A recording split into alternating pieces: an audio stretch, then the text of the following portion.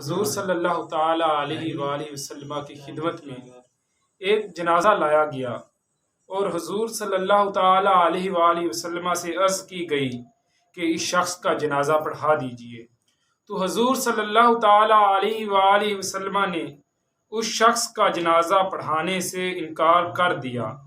تو صحابہ کرام علیہم الرضوان نے عرض کی، یا رسول اللہ صلی اللہ تعالی علیہ وسلم، ماضی میں کبھی ایسا نہیں ہوا، جب بھی کوئی جنازہ آپ کی بارگاہ میں لایا جاتا تو آپ اسے پڑھا دیتے، تو پھر آج آپ نے ایسا کیوں کیا؟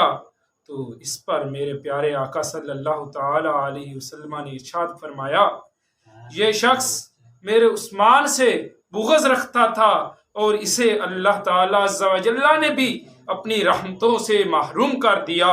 اب آپ اندازہ لگائیں وہ کتنا بد وقت شخص ہے جو حضرت عثمان رضی اللہ تعالیٰ عنہ سے بغض اور دشمنی رکھتا ہے۔